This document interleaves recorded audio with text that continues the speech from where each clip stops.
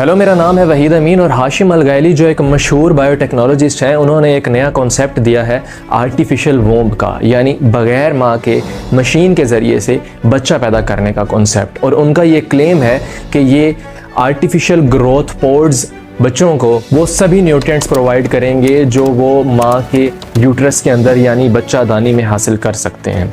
एक एग को फर्टिलाइजेशन के बाद 37 हफ्तों का टाइम रिक्वायर होता है फुली डिवेलप्ड होने के लिए, लेकिन जो बच्चे 37 हफ्तों से पहले ही पैदा हो जाते हैं उन्हें प्री मैच्योर बेबीज़ कहा जाता है। और हर साल 1.5 करोड़ से ज़्यादा प्री मैच्योर बेबीज़ की बर्थ होती है, जिसमें से 10 लाख बेबीज़ बर्थ कॉम्प्लिकेशंस की वजह से डेथ्स तक का शिकार होते हैं। अब आपके जहन में ये सवाल ज़रूर आ रहा होगा कि प्री मैच्योरली बोर्न बेबीज़ के लिए तो इनक्यूबेटर्स भी हैं जिनमें उन्हें रख कर और ग्रो करवाया जा सकता है, लेकिन यहाँ पर एक चीज़ नोटेबल है कि अगर कोई बेबी 22 हफ्तों से पहले पैदा होता है तो उन इनक्यूबेटर्स के अंदर वो ज़िंदा नहीं रह सकता, और अगर ज़िंदा रह भी सकता है तो उसे बहुत ही स्वेयर लंग इश्यूज़ और न्यूरोलॉजिकल इश्यूज़ होते हैं। हाशिम अलगैली की तरफ से बनाए गए ये ग्रोथ पोड्स और ये आर्टिफिशियल वोम्स भी इन्हीं इनक्यूबेटर्स की एक एडवांस्ड वेरिएंट है, जिसमें बच्चों की प्री मैच्योर बर्थ के बारे में आप सोच भी नहीं सकते। मगर कैसे?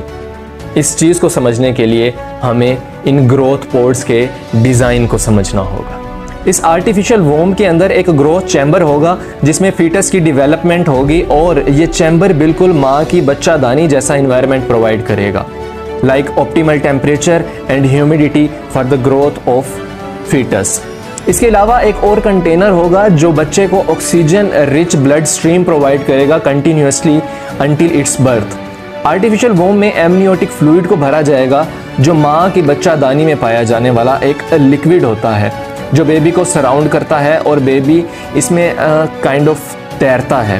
ग्रोथ चैम्बर्स में कई सेंसर्स इंस्टॉल किए जाएंगे जो आर्टिफिशियल इंटेलिजेंस की मदद से बेबी को मॉनिटर करेंगे, including breathing and heart beat of babies. Baby की डेवलपमेंट की सारी इंफॉर्मेशन एक स्क्रीन पर दिखाई जाएगी और पेरेंट्स इसे घर बैठकर अपने फ़ोन पर भी देख सकेंगे। पेरेंट्स अपने बेबी को घर बैठकर अपनी आवाज़ तक सुना सकेंगे, उन्हें अपने फेवरेट सॉन्ग्स तक भी सुना सकेंगे। यही नहीं, वो बेबी के लात मारने को भी फील कर सकेंगे। बेबी की प्रॉपर हेल्थ मॉनिटरिंग हो पाएगी, यहाँ तक कि अगर जेनेटिक लेवल पर भी किसी जीन के अंदर कोई डिफेक्ट है तो उसको भी हेल्दी डीएनए के स्टॉक से रिप्लेस किया जा सकेगा।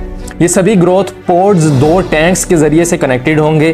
पहला होगा न्यूट्रिशन टैंक जिससे बेबीज़ को न्यूट्रिएंट्स और ऑक्सीजन प्रोवाइड की जाएगी, और दूसरा टैंक होगा वेस्ट मैनेजमेंट टैंक जो बेबी के वेस्ट को कलेक्ट करके और उसे रिसाइकल करेगा। और ये दोनों ही टैंक सभी ग्रोथ पोड्स से बड़े बड़े पाइप्स के ज़रिए से कनेक्टेड होंगे और बेबी से आर्टिफिशियल अम्बाइलिकल कोड के ज़रिए से। हाशिम अलगैली का ये मानना है कि हम सिर्फ एक स्किन सेल के ज़रिए से पूरे के पूरे बेबी को डिज़ाइन कर सकते हैं। डिज़ाइन का लफ्ज़ मैंने इसलिए यूज़ किया क्योंकि हाशिम अलगैली इन बेबीज़ को डिज़ाइनर बेबीज़ या फिर डिज़ाइनर ह्यूमंस का नाम देता है। सुनने में बड़ा ही फैसिनेटिंग लगता है कि साइंस इस हद तक तरक्की कर चुकी है कि आने वाले वक्त में हम अपने बेबीज़ को खुद से डिज़ाइन कर पाएंगे, अपनी मर्ज़ी की करैक्टरिस्टिक्स और ट्रेड्स उनको दे पाएंगे, और हमारे बच्चों को आने वाले वक्त में एक ऐसी ऑप्टिमल इन्वायरमेंट प्रोवाइड की जाएगी थ्रू मशीन्स जिससे उनकी बर्थ में किसी भी किस्म का कोई डिफेक्ट नहीं होगा। But remember one thing, nothing can replace a mother's womb. आपका क्या कहना है इस बारे में हमें कमेंट सेक्शन में ज़रूर बताइएगा। वीडियो पसंद आई हो तो उसे लाइक कीजिएगा, अपने दोस्तों के साथ शेयर कीजिएगा और चैनल को सब्सक्राइब कीजिएगा।